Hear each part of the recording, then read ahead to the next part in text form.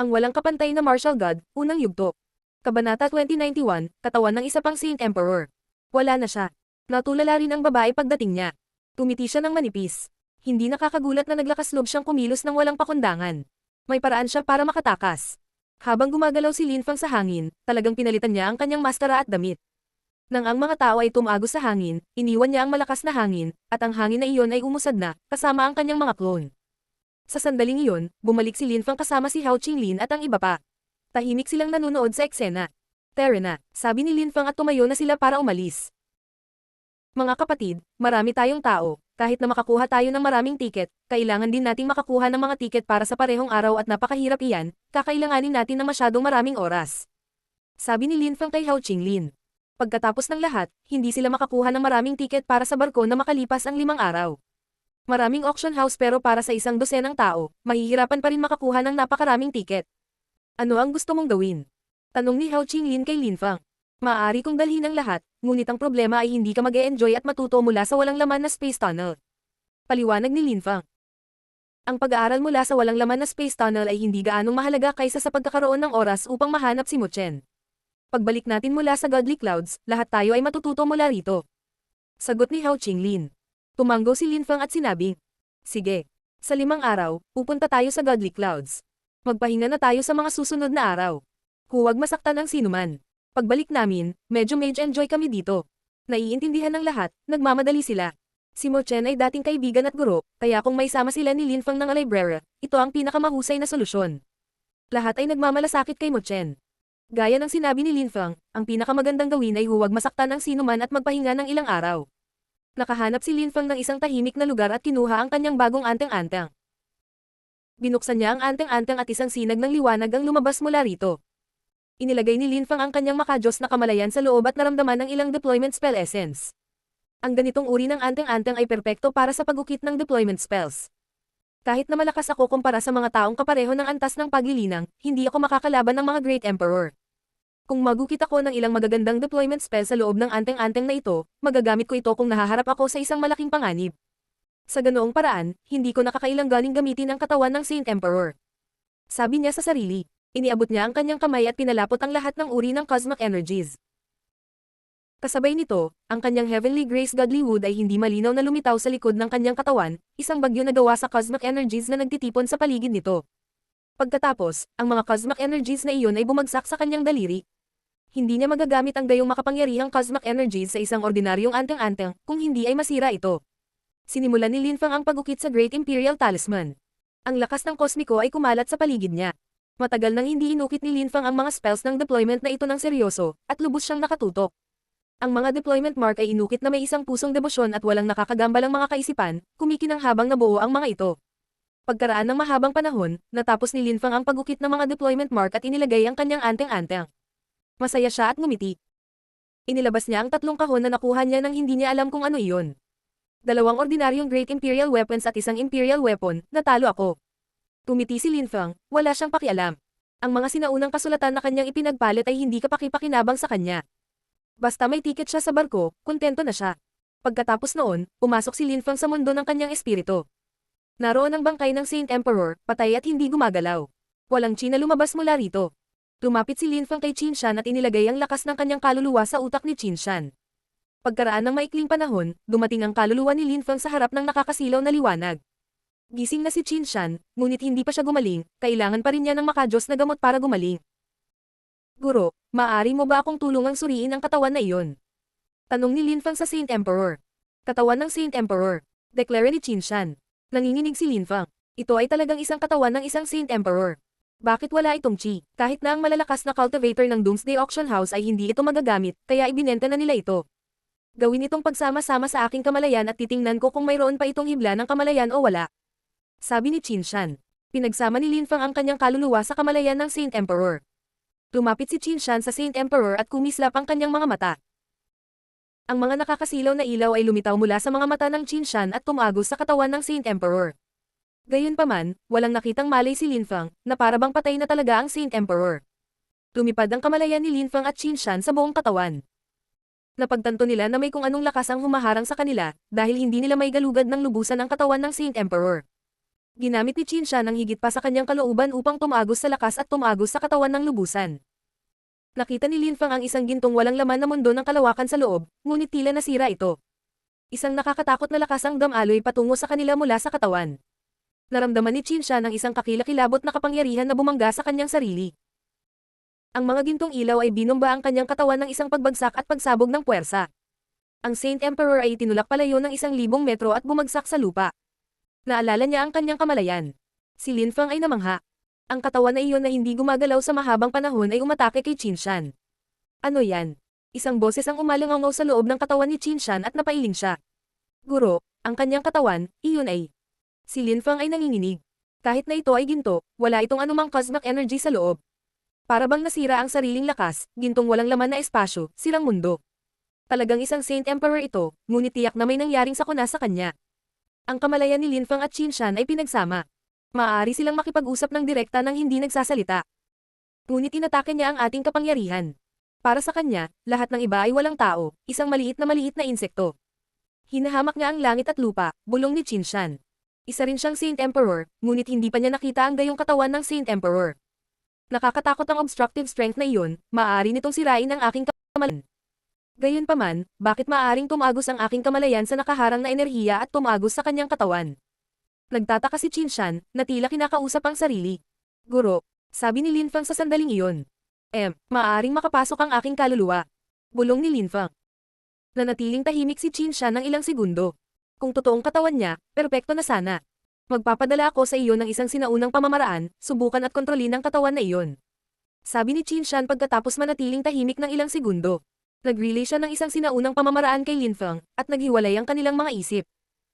Naalala ni Lin Fang ang kanyang lakas ng kaluluwa at pinag-aralan ang sinaunang pamamaraan.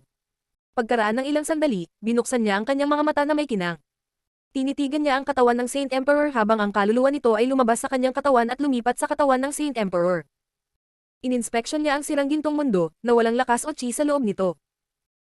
May impresyon si Lin Fang na siya ay bumalik sa impyerno, ito ay ang parehong uri ng pakiramdam. Makalipas ang mahabang panahon, tuluyang gumalaw ang katawan at nagmulat ng mga mata.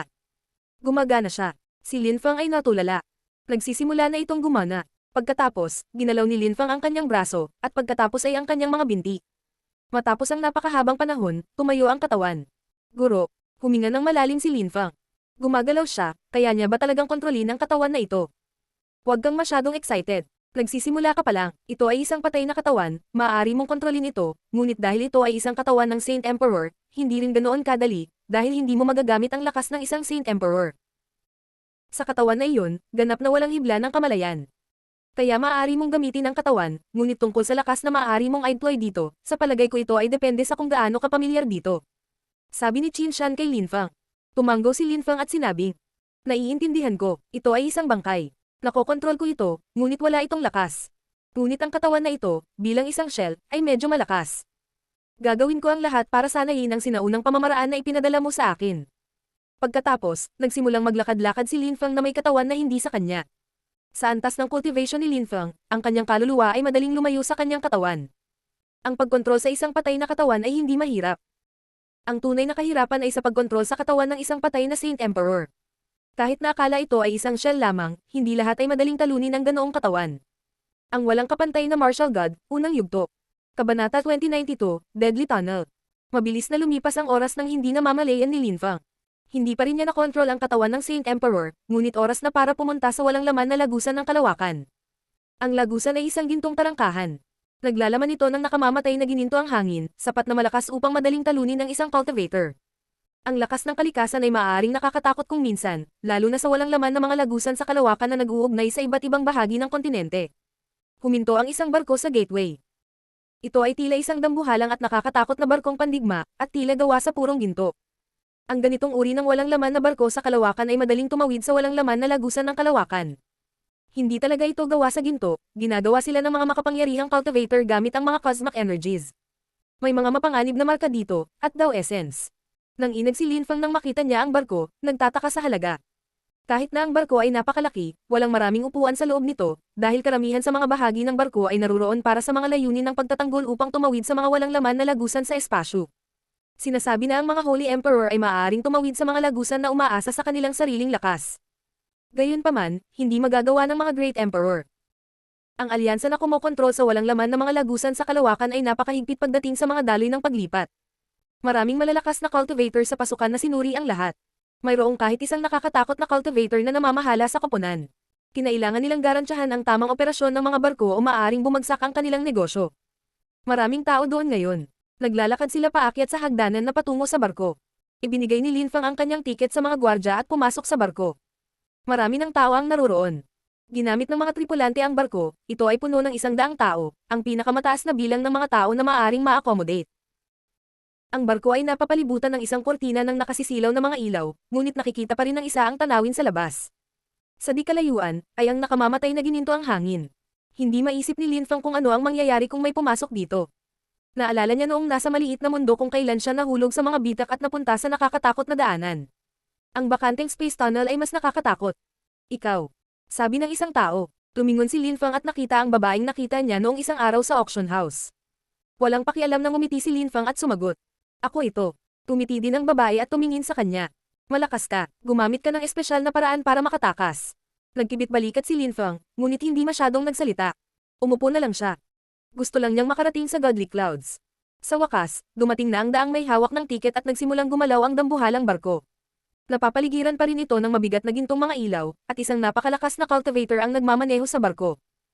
Nang umalis ang barko, nagkaroon ng boom ng sumasabog na hangin, at pagkatapos ay nawala ang barko sa malayo. Nakakatakot ang bilis.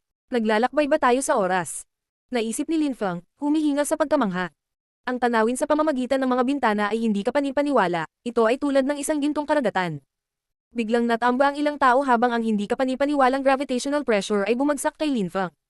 May impresyon siyang dudurog ang kanyang katawan. Nag-vibrate ang hangin dahil sa pressure. Anong klaseng lakas ito? Tanong ni Lin Fang. May impresyon siyang masusuffocate siya, napakabigat ng hangin para makahinga. Ang panginginig ng boses sa hangin ay nagpapakulo ng kanyang dugo. Nagulat si Lin Fang at maingat na naupo muli. Anong klaseng lakas ito? May umalangaw sa hangin. Ang nakatatakot na lakas ay patuloy na bumababa sa karamihan. Maraming tao ang umubo ng dugo. Napaungol si Lin Fang sa sakit. Masyadong brutal ang gintong lakas. Miss, ang kaguluhan ay nakakatakot ngayon. Sabi ng isa sa kanyang mga bantay sa babae, na hinatak ang mahabang mukha. Minsan nangyayari. Sana gumaling pa ito mamaya, she murmured back. Tumingin siya kay Lin Fang at sinabing, ito ba ang unang beses na nakasakay ka sa bakanteng space tunnel? Tumanggo si Lin Fang. Ang pinaka-nakakatakot na uri ng lakas ng lupa at langit ay nakadikit sa loob ng walang laman na lagusan sa kalawakan. Ang mga Holy Emperor lamang ang malayang makatawid dito. Minsan, ang lakas sa walang laman na lagusan ng espasyo ay may kapangyarihan ng isang Saint Emperor. Ang barko ay mahirap, ngunit hindi nito mapipigilan ang lahat ng mga hibla ng lakas. Kung ang lakas sa lagusan ay masyadong malakas, pagkatapos ay kumalat ito sa mga pasahero, ang barko ay hindi kayang tanggapin ang lahat ng pinsala. May mga taong pwedeng mamatay. Sabi ng babae. Tumanggo si Lin Fang. Hindi niya akalain na magiging ganito. Sa makatuwid, kailangan mong maging isang mataas na antas na emperador para makuha ito, ang mga mahihinang tao ay madudurog kaagad. Muling tumanggo si Lin Fang. Pinagmasdan niya ang magandang gininto ang tanawin na dumadaan sa magkabilang gilid ng barko. Hindi niya maisip kung gaano kabilis ang kanilang paglalakbay. May impresyon siyang naglalakbay sila patagilid sa paglipas ng panahon. Ang lakas ay hindi mapanira, ito ay mapangapi at nagpakulo ng dugo ni Lin Fang. Lumipas ang ilang oras, nanatiling pula ang mukha ng mga tao. Napakatahimik ng kapaligiran, halos nakakatakot. Nanatiling tahimik ang lahat, parang napakabagal ng paglipas ng oras. Kahit na matapos ang napakahabang panahon, hindi pa rin komportable ang lahat. Biglang nagdilim ang kapaligiran. Ang mga mukha ng mga tao ay lubhang nagbago, ang ilan sa mga pasahero ay namutla, parang mga papel. O hindi, nakamamatay na lagusan. Paano tayo tatawid sa nakamamatay na lagusan? Nakamamatay na lagusan. Hindi naintindihan ni Lin Fang at tumingin sa madilim na unos sa labas. Lalong naging mapangapi ang kapaligiran. Ang malakas na cultivator na nasa labas na nangunguna sa barko ay pumasok sa barko, may pagniwi sa kanyang mukha. Guro, tanong ng babae sa malakas na cultivator. Namutla ang mukha niya. Dumating siya sa rehiyon ng madilim na gabi dahil narinig niya na ang isang koleksyon ng mga mahusay na deployment spells na naglalarawang mga plate ay naibenta sa Doomsday Auction House. Ipinadala siya ng kanyang angkan doon umaasang mabila ito. Gayunpaman, hindi nila naisip na tatakbo siya sa isang madilim na lagusan ng kamatayan. Walang sino man ang makapaghuhula ng isang lagusan ng kamatayan. Sana hindi masyadong nakakatakot, kung hindi, hindi makatiis ang barko at mamamatay tayong lahat. Kakilakilabot iyan, lalo na't malapit na tayo. Malungkot na sabi ng malakas na cultivator. Lahat, ilabas ang inyong lakas. Umasa sa iyong sarili upang mabuhay. Pagkatapos, ipinikit ng lalaki ang kanyang mga mata, mukhang handa ng makipaglan. Walang nakakaalam kung gaano kalakas ang mapanirang lakas ng lagusan ng kamatayan. Giging maswerte ba sila o hindi? Hinatak ni Lin Fang ang mahabang mukha. Ang kapitan ay mukhang napakalakas, ngunit sa sandaling iyon ay nagsasalita siya sa seryoso at solemne na paraan, na nangangahulugan na ang sitwasyon ay talagang mapanganib. Ang lakas ng demonyo at lupang daw ay pumaligid sa kanyang katawan, lahat ay naglalabas ng lakas upang protektahan ang kanilang sarili sa sandaling iyon. Walang sino man ang maaaring magmalasakit sa iba. Nang bumangga ang lakas sa barko, yumanig ito ng malakas. Ang mga defensive energies ng ilang tao ay pumutok, ito ba ang kanilang araw ng paghuhukom?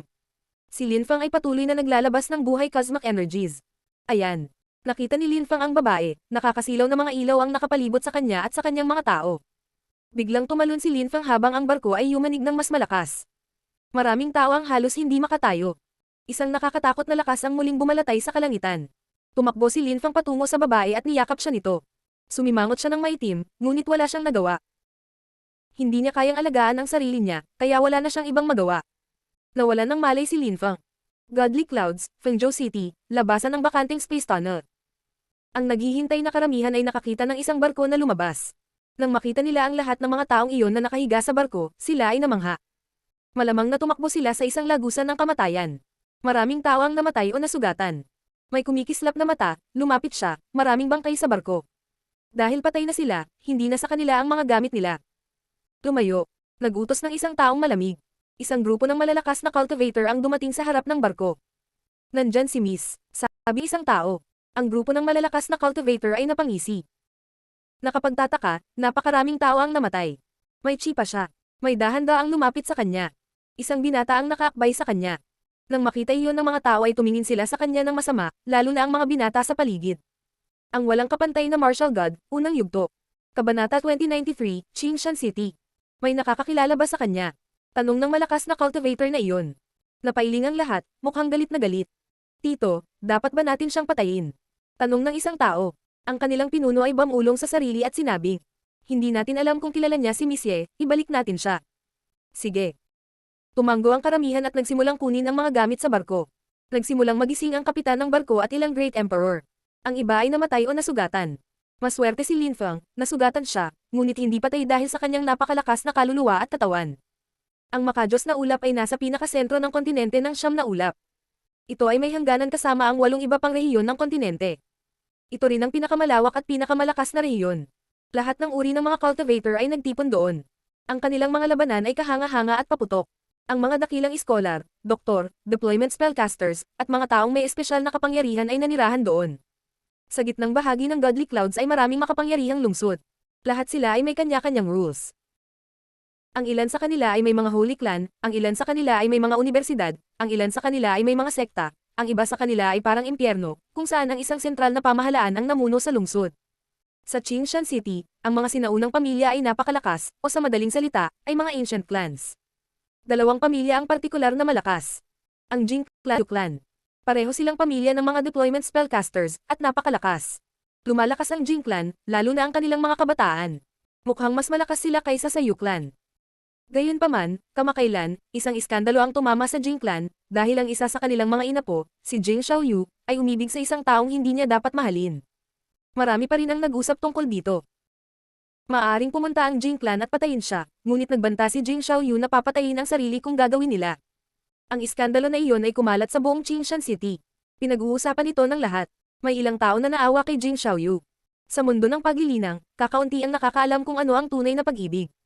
Nakahanap na siya ng taong mahal niya, ngunit sa kasamaang palad, daan-daang taong gulang na siya, at kahit na malakas siya, may limitasyon ng potensyal niya at ayaw ng Jing Clan na magpakasal siya sa ganoong tao. Sa isang madilim na tore ng Jing Clan, nakadina ang isang lalaki, nakadikit sa kanya ang mga tornilyo, mukhang mahinang-mahina. Dalawang apoy ang patuloy na kumikislap habang siya ay dumaranas ng hindi masabi na mga sakit. May lumapit sa kanya at ngumiti ng masama. Kung sasabihin mo kay Xiaoyu na niloko mo siya sa isang entablado sa harap ng lahat, makakalaya ka. Itinaas ng lalaki ang kanyang ulo at ngumiti sa kanya ng mapanukso, tumugon ng mahina. Daan-daang taon na ang lumipas at naisip ko na hindi na ako makakahanap ng pag-ibig. Gayunpaman, nakilala ko si Xiaoyu. Kahit patayin mo ako, hinding-hindi ko iyon sasabihin. Tutulungan ako ng mga alagad ko sa paghihiganti kung papatayin mo ako. Kasama nila ang aking kapwa-alagad. Kung hindi ko siya makakasama sa isang relasyon, pwede mo na lang akong patayin. Tumiti siya ng malapad. Gusto mong mamatay. Tumiti ng walang awa ang kanyang nagpapahirap. Dahil hindi ka pumayag, mananatili ka rito magpakailanman at maghihirap ng hindi mabata. Hindi alam ni Xiao Yu na nahuli ka namin. Unti-unti na niyang malilimutan ang tungkol sa iyo, maghanap ng iba at may in love sa kanila. Nagtakda kami ng date. Kung hindi niya ako makikita sa araw na iyon, malalaman niya ang totoo. Alam niyang hindi ko siya pababayaan. Walang pakialam na sabi ng lalaki. Ikaw ay mali. Sinabi na namin sa kanya na gusto mo siyang gamitin para sumali sa aming Jing Clan. Kung hindi ka nagpakita, malalaman niyang gusto mo lang siyang dayin. Walang emosyong sabi ng taong iyon, at pagkatapos ay nawala siya sa isang madilim na pasilyo, kasunod ang mahinang mga sulong sa dingding. Napabuntong hininga ang lalaki. Naalala niya noon kung kailan siya umibig. Naalala niya na sila ay hindi kapani-paniwalang cultivator sa kanyang mundo. Noon, nakipagkapit kamay siya sa kanyang mga kaibigan upang lisanin ang nakatatak na mundong iyon upang pumunta sa dakilang mundo, na noon pa man ay pangarap na nila, at ngayon ay nasa ganoong sitwasyon siya dahil sa pag-ibig. Dahil siya ay nakakulong, iniisip niya ang kanyang mga alagad sa lahat ng oras. Ang ilan sa kanila ay naging matataas na antas na mga emperador. Kumbinsido siya na ang ilan sa kanila ay magiging nakakatakot na cultivator balang araw. Nakilala niya si Xiao Yu sa isang maswerteng pagkakataon, napakahawig nito sa babaeng minahal niya. May mga napansin siyang kakaiba, ngunit hindi ito naging hadlang para mahalin niya ito. Gayunpaman, ang mundo ng paglilinang ay malupit. Kung hindi ka malakas, maaari itong maging isang bangungot. Ang mga high-level na emperor ay hindi kapani-paniwalang mga cultivator sa kanilang nakaraang mundo, ngunit sa bagong mundong ito, sila ay lubhang mahina. Sa isang silid sa Yuklan. Binuksan ni Linfang ang kanyang mga mata. Nasasaktan pa rin siya. Buhay pa ako. Sa isip ni Linfang, huminga ng malalim. Ang lakas na iyon sa lagusan ay masyadong nakakatakot, kahit isang Great Emperor ay maaaring mamatay doon. Naalala niyang akala niya mamamatay na siya. Pinilit niyang tumayo, sobrang sakit. Parehong masakit ang kanyang katawan at kaluluwa. May impresyon siyang tumitimbang ng daan-daang kilo ang kanyang katawan, o parang hindi na sa kanya ang kanyang katawan. Nasaan ako? Pagtataka niya. Napagtanto niyang nawala ang ilan sa kanyang mga singsing. Kahit na inilagay niya ang pinakamahalagang bagay sa mundo ng kanyang espiritu, gumamit pa rin siya ng mga singsing, at maraming bagay ang itinago sa mga iyon. May nagnakaw ng kanyang singsing. Dahan-dahan siyang tumayo at naglakad papunta sa pinto. Binuksan niya ito at nakita niya ang isang patio sa kabila, na may ilang mga gwardya na nakatalaga doon. Nang makita siya, sinabi ng isa sa mga gwardya. Gising ka na, magpahinga ka muna. Nasaan ba tayo? Tanong ni Linfang. Yu Ministry Buildings, ang tirahan ni Miss Yu. Mahinahong sabi ng gwardya. Ang tirahan ng isang ginang, mayroon lamang isang ordinaryong gwardya, at higit pa doon ay sinabihan niya si Linfang na magpahinga. Aalis ako. Mahinahong sabi ni Linfang, nagpapatuloy sa pasulong. Gayunpaman, hinarang siya ng gwardya at mahinang sinabi. Bago magising si Miss Yu, dito ka na mananatili. Kumunat ang noo ni Linfang. Naalala niyang may nakayakap siya sa isang babae bago siya nawalan ng malay. Mayroon siyang isang bagay na protektahan ang kanyang sarili, kaya ginamit niya ang kanyang gamit at tumalon sa mga ilaw. Pinag-uusapan ba ng guard ang babaeng iyon? Nasa Godly Clouds ba tayo? Tanong ni Linfang. Kahit alam niya, gusto niyang makasigurado. Makajos na ulap, Qingshan City. Sagot ng gwardya. Nasa Godly Clouds ako. Kumikislap ang mga mata ni Linfang. Kailangan niyang humanap ng paraan para makaalis, para hanapin si Mo Chen. Dito ka lang. Nang makita ng guard na gustong umalis ni Linfang, mukhang galit siya. Umiling si Linfang. Gusto niyang ipilit ang daan, ngunit sa sandaling iyon, may sumisipol ng mabilis na paggalaw. Isang grupo ng mga tao ang lumitaw. Kasama nila ang babae. Ang babae ay lumapag sa harap ni Linfang at nagtagilid ang kanyang mga ngipin. Malamig niyang sinabi. Walang hiya na bastos. Wala akong pagpipilian, kung hindi ay namatay na ako. Patawarin mo ako. Sabi ni Linfang. Muntik na siyang mamatay, wala na siyang oras para mag-isip. Iyuye, dahil hindi mo siya kilala, kung gayon. Malamig na sabi ng isang binata sa tabi ng dalaga. Gusto niyang patayin si Linfang. Gayunpaman, hindi siya pinansin ni Yuye at sinabi kay Linfang. Maaari kang umalis, ngunit ibigay mo muna sa akin ang Great Imperial Talisman. Mukhang malungkot si Linfang at sinabing, kinuha ng iyong mga kaibigan ang lahat ng singsing ko, at gusto mo ang aking Great Imperial Talisman. Nangyari ba iyon? Malamig na tanong ni Yuye sa mga binata sa tabi niya. Sagot niya, kinuha ni Uncle ang mga singsing niya. Hinihintay kanyang magising para magdesisyon. Pumunta tayo at makita ang aking ama. Sabi ni Yuye, nilinggan niya si Linfang at sinabi sa kanya, sumama ka sa akin. Ang grupo ng mga tao ay nagtungo sa isang palasyo. Nasa loob ang isang medyo may edad na lalaki, nakatingin sa isang deployment talisman. Ang nagukit sa talisman na iyon ay napakalakas. Ang anteng-anteng sa harap niya ay ang anteng-anteng na inukit ni Linfang. Nahanap niya ito sa pamamagitan ng pagdurog sa isa sa mga singsing ni Linfang pagkatapos suriin ang kanyang mga alaala. Si Linfang ay kailangang maging isang mahusay na iskolar. Ang walang kapantay na martial god, unang yugto. Kabanata 2094, Deployment Spell Family. Nakatuon si Yukon at inilagay ang kanyang makajos na kamalayan sa anteng-anteng at siniyasat ang mga marka, nagtanong. Nakuha mo ba ito mula sa batang iyon? Talaga. Hindi pa nagigising si Miss Yu. Siguro magkakilala sila, pero kinuha pa rin namin ang singsing. Sagot ng isa, kapag nagising si Yuye, sabihin sa kanya na lumapit sa akin. Sabi ni Yukon. Habang nagsasalita siya, ang grupo ng mga tao ay nakarating na sa labas ng palasyo at isang boses ang narinig niya. Ama, nako, pinag-uusapan ka lang namin, tapos nandito ka na. Napangiti si Yukon. Tumingin siya sa labas ng bintana at nakitang dumating sila. Deployment Talisman. Tiningnan ni Yuye ang deployment talisman sa kamay ni Yukon. Hoy, Little Ye, tingnan mo. Sabi ni Yukon na ibinigay ang anteng-anteng kay Yuye. Kinuha ito ni Yuye at inilagay ang kanyang makajos na kamalayan sa loob, nagbago ang kanyang ekspresyon. Sabi niya, napakakomplikado ng mga deployment mark na iyon. Napakalakas ng nagukit ng anteng-anteng na iyon. Ginawa mo yun. Umiling si Yukon at tumingin kay Linfeng, tinanong niya. Munting bata, ikaw ba ay mula sa isang angkan o sekta ng deployment spellcasters? Magulo ang buhok ni Linfeng. Ang mga taong ito ay walang hiya. Siniyasat nila ang kanyang mga singsing at inilabas ang mga bagay. Sa kabutihang palad, hindi siya naglagay ng anumang bagay na masyadong mahalaga sa loob, ngunit mayroong maraming sinaunang mga kasulatan sa loob ng mga ito. Siya iyon. Sabi ni Yuye na nakaturo kay Linfeng. Then, she remembered something and said, iyan ba ang anteng-anteng na nakuha mo sa auction house? Pinakintab mo lang ng konti diba? Napakakapal na ng essence sa loob, diba? Si Yuye ay kumbinsido na si Linfeng ay walang kaalaman sa deployment spells. Siya ay mula sa isang pamilya ng mga deployment spellcasters, sila ay napakalakas, ngunit marami sa kanilang mga tao ay hindi makapag-ukit ng ganoon kahusay na deployment talismans. Maging ang kanyang ama, na isang dakilang iskolar, ay hindi makapag-ukit ng gayong perpektong anteng-anteng. Napakahirap noon. Siguro. Pantay na sagot ni Linfeng, bago nagtanong. Ibabalik mo ba sa akin ang mga gamit ko? Wala akong pakialam sa mga gamit mo, pero sabihin mo muna sa akin kung sino ang tumulong sa iyo sa pag-ukit ng anteng-anteng na iyon. Walang kwenta ang essence, parang blankong papel. Hindi ka panipaniwala ang nagukit ng anteng-anteng. Mahinahong sabi ni Yukon. Ang mga mata ni Linfeng ay kumikinang. Kung sinabi niya sa kanila ang totoo, hindi nila siya pakakawalan. Sumagot siya. Tinulungan ako ng aking guro. Ang iyong guro. Kumislap ang mga mata ni Yukon. Nahulaan na niya iyon. Sinamahan ka ba ng guro mo sa barko? Magalang na tanong ni Yukon kay Linfeng. Si Linfeng ay isang disipulo ng dakilang iskolar, makakapagtatag sila ng magandang relasyon. Mahirap makakuha ng tiket sa barko. Bumili lang ako ng isa. Nakuha ng guro ko ang isa, ngunit para sa ibang petsa, dapat ay narito rin siya ngayon. Sagot ni Linfeng. Nakita ko, ano ang iyong pangalan? Tanong ni Yukon, nakangiti kay Linfeng ng magalang. Linfeng. Oh, Linfeng, mangyaring maging panauhin namin. Kapag dumating ang iyong guro, dapat siyang pumunta rito. Magiliw na sabi ni Yukon, at pagkatapos ay sumulyap kay Yuye. Little Ye, maging mabait kay Linfeng. Mukhang nagulat si Yuye. Nais ng kanyang ama na aanyayahan si Linfeng at ang kanyang guro, minamaliit niya ito. Mula sa sinabi ng kanyang ama, anuman ang sinabi o ginawa ni Linfeng sa kanya noon, hindi iyon mahalaga. Ang pinakamahalagang bagay ay ang makilala siya at maging kaibigan. Okay, ama. Sabi ni Yuye na sumulyap kay Linfeng. Naalala niya na si Linfeng ay may napakaraming sinaunang sulatan. Napakaraming bagay ang nabili niya sa auction house. Kaya noong una ang kanyang guro ay isang dakilang iskolar, hindi nakakagulat na siya ay napakayaman. Ang mga deployment spellcasters ay maaaring magbenta ng mga bagay sa iba at makakuha ng magagandang item. Ang pagbili ng mga bagay ay madali para sa isang mayaman. Siya ay mula sa isang clan ng deployment spellcasters, kaya naunawaan niya ang prinsipyo. Linfeng, kunin mo ang iyong mga singsing. Little Ye, ibalik ang anteng-anteng kay Linfeng. Utos ni Yukon, ibinalik sa kanya ang mga singsing ni Linfeng. Kinuha sila ni Linfeng at muling nagkaroon ng koneksyon sa kanila. Pagkatapos ay inilagay niya ang lahat ng iba pa niyang singsing sa isang singsing. Linfeng, umalis na tayo. Sabi ni Yuye kay Linfeng.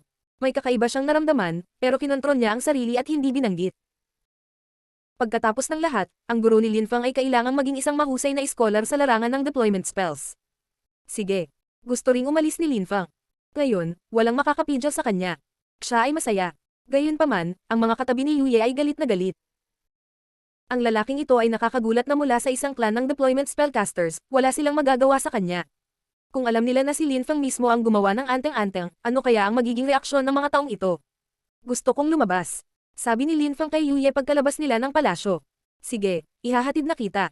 Si Yuye ay bumangon sa hangin at tumingin sa paligid, pagkatapos ay itinuro niya si Linfeng.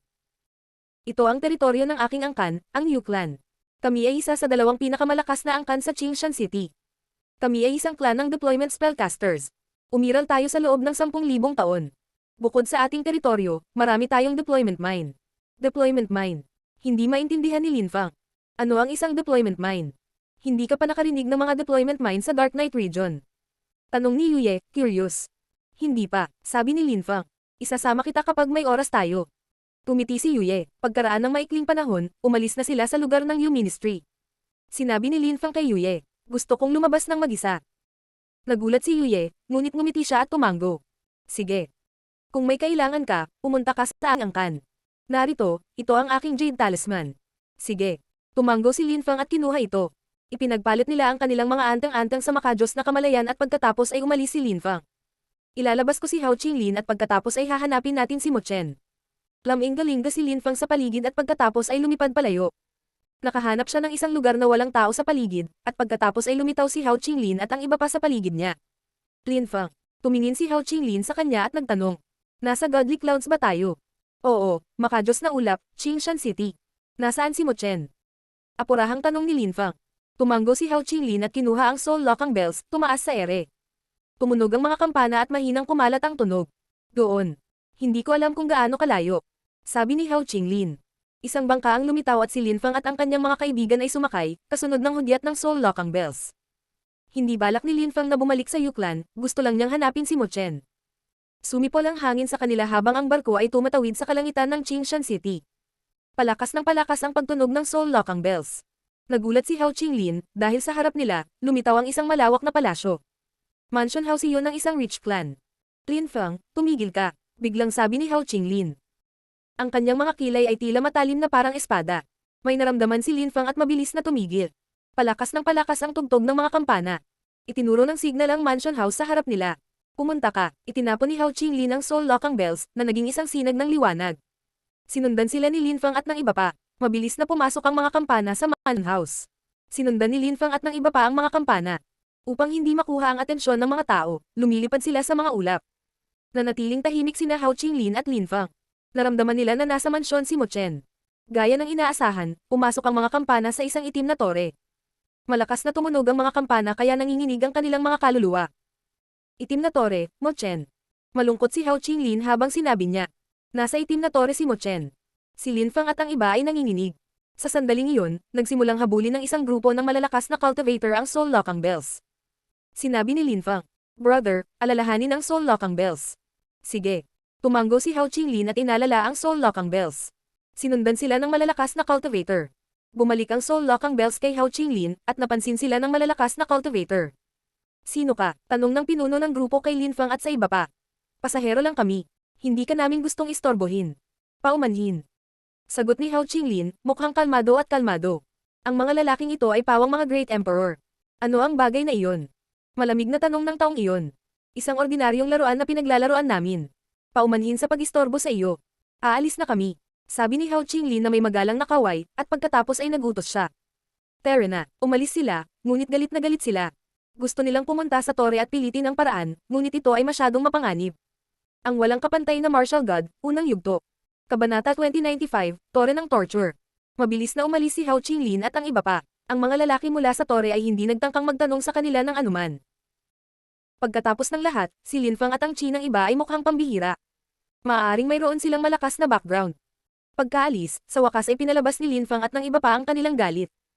Brother, sigurado ka bang si Mo Chen ay nasa itim na tore na iyon? Malamig na tanong ni Roo Exi. Kung tama ang signal ng Soul Lokang Bells, dapat nandoon siya. Malamang siya ay nakakulong. Malungkot na tugon ni Hao Qinglin. Tara na, mag-imbestiga muna tayo. Dahil siya ay nakulong ng isang makapangyarihang grupo, siguro may mga nakakaalam tungkol sa kanya sa rehiyon. Mungkahi ni Tianqi. Sinusubukan niyang kontrolin ang sarili. Tumango ang lahat bilang pagsang-ayon. Pagkatapos, bumaba sila mula sa langit at nakakita ng isang pub na maraming tao. Nagpasya silang lahat na umupo sa iba't ibang mesa kung saan may mga tao na. Nakahanap si Lin Fang ng mesa at nagtanong sa mga nakaupo doon. Pwede ba akong maupo dito? Ang taong iyon ay tumingin kay Lin Fang, ngumiti at nagsabi. Pakiusap. Umupo si Lin Fang at tumingin sa paligid. Pagkatapos, bangulong siya. Pumunta ako sa Qingshan City dahil gusto kong matuto patungkol sa lugar na ito. May isang kahanga-hanga at napakagandang mansion house doon, kaninong bahay ito? Itinuro ni Lin Fang ang itim na tore sa abot tanaw sa labas ng bintana. Tumiti ang kausap ni Lin Fang at sinabing, Anak, tiyak na unang pagkakataon mo sa Qingshan City, ito ang Jing Clan. Napakalakas ba ng Jing Clan? Tanong ni Lin Fang. Siyempre. Ang Qingshan City ay isang ordinaryong lungsod sa Godly Clouds, kakaunti lamang ang makapangyarihang angkan dito, ngunit ang Jing Clan at Yu Clan ang pinakamalakas na angkan sa bayan. Pareho silang pamilya ng mga deployment spellcasters. At sabihin ko sa iyo, sa nakalipas na daang taon, ang Jing Clan ay naging mas malakas kaysa sa Yu Clan, ngayon ay may malaking agwat sa pagitan nila. Kung hindi magsisikap ang mga inapo ng Yu Clan, dudurugin sila ng Jing Clan balang araw. Bulong ng taong iyon. Kahit na alam ng lahat na sa Qingshan City, ang pagsasabi na iyon ng malakas ay maaaring makapagdulot ng kalungkutan sa iba. Yu Clan, Deployment Spellcaster. Si Lin Feng ay natulala. Ang Yu Clan ay tiyak na angkan ni Yuye. Kilala talaga sila ni Lin Feng. May mga Saint Emperors ba ang Jing Clan? Tanong ni Lin Feng. Natural. Ayon sa mga alamat, mayroong 6 na Saint Emperors sa Qingshan City, na kumalat sa 4 na angkan. Ang Jing Clan at Yu Clan ay may tig-2 Saint Emperor, ang 2 iba pang clan ay Saint Emperor bawat isa. Siguro may iba pa, pero hindi ko alam ang tungkol sa kanila. Masayang sabi ng impormante ni Lin Feng. Siya ay masaya na makipag-chat sa isang tao, at ang ganitong uri ng mga bagay-bagay ay halos hindi pa rin lihim. Tinatayang maaaring suriin ni Lin Feng ang sitwasyon. 2 Saint Emperors bawat isa, kaya kailangan niyang gamitin ang kapangyarihan ng isang Saint Emperor, hindi na iligtas ng mga disipulo ni Tian Tai Simo Chen. Hindi alam ni Lin Feng kung kaya niyang lumaban muli gamit ang katawan ni Qin Shan. Kung ginawa niya ito, nangangahulugan ito ng panganib na sirain ang kamalayan at katawan ni Qin Shan, pati na rin ang kanyang sarili. Sa pinakamasamang kaso, si Mo Chen ay ikinulong ng Jing Clan at ayaw nilang palayain siya, kung saan kailangan kong gamitin ang kapangyarihan ng Saint Emperor, naisip ni Lin Feng. Tinanong niya, narinig mo na ba ang tungkol kay Mo Chen? Mo Chen. Nang marinig niya ang tanong ni Lin Feng, nagbago ang ekspresyon ng isa pang lalaki sa kakaibang paraan, lalo na tinanong siya ni Lin Feng kung malakas ang Jing Clan o hindi. Kilala mo ba si Mo Chen? Tanong ng taong iyon. Hindi ko siya kilala. Marami na akong narinig na nag-uusap tungkol sa Jing Clan at Mo Chen. Nagtataka ako kung sino siya. Tanong ni Lin Feng, sinusubukang manatiling tahimik, ngumiti pa siya ng walang pakialam. Gusto niyang makita ang reaksyon ng lalaki. Hehe, medyo sikat si Mo Chen sa Qingshan City, kaya normal lang na pinag-uusapan siya ng mga tao. Sa palagay ko masasabi ko sa iyo ang tungkol sa kanya. Nakangiting sabi ng isa pang lalaki. Maraming salamat. Magalang na sabi ni Lin Feng. Sa totoo lang, kailangan nating aminin na si Mo Chen ay hindi ka panipaniwala. Hindi siya binata, ngunit isa na siyang mataas na antas na emperador, at ang kanyang mga kakayahan sa pakikipaglaban ay hindi ka panipaniwala, ang kanyang lakas ng kaluluwa ay napakalakas. Ngunit maraming malalakas na tao sa Qingshan City. Kapag pinag-uusapan si Mo Chen, kailangan mong banggitin ng ibang tao. Jing Xiaoyu. Siya ay may magandang asal, maganda, at may kantab, pati na rin matikas at walang kabastusan. Napakalakas din niya at galing, lalo na pagdating sa mga deployment spell. Isa pa, wala pa siyang 40, at nasa kanyang kalakasan. Maraming tao ang naghahangad na makapagpakasal sila sa kanya. Gayunpaman, nakakagulat na nahulog siya kay Mo Chen, na naguguluhan sa lahat sa kabila ng maraming iniisip.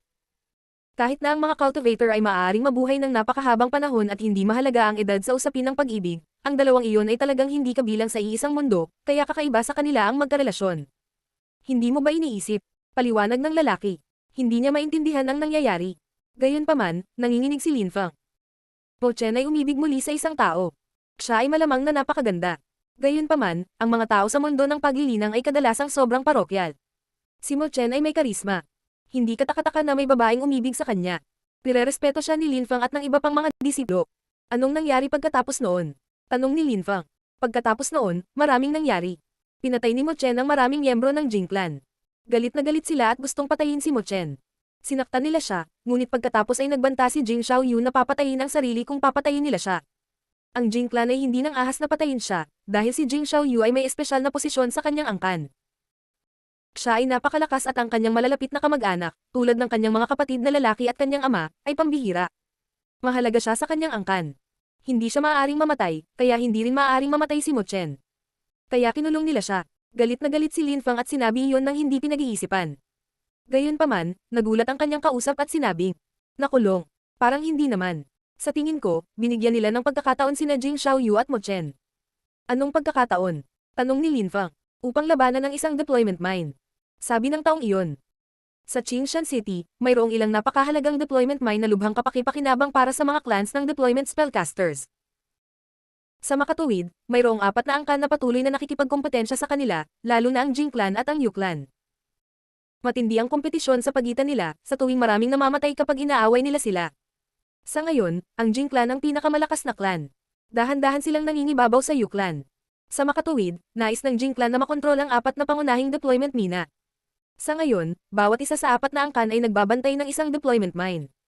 Gusto ng Jing clan na makuha ang deployment mine ng tatlong iba pang clans, pero natural na hindi sila sumasang-ayon, di ba?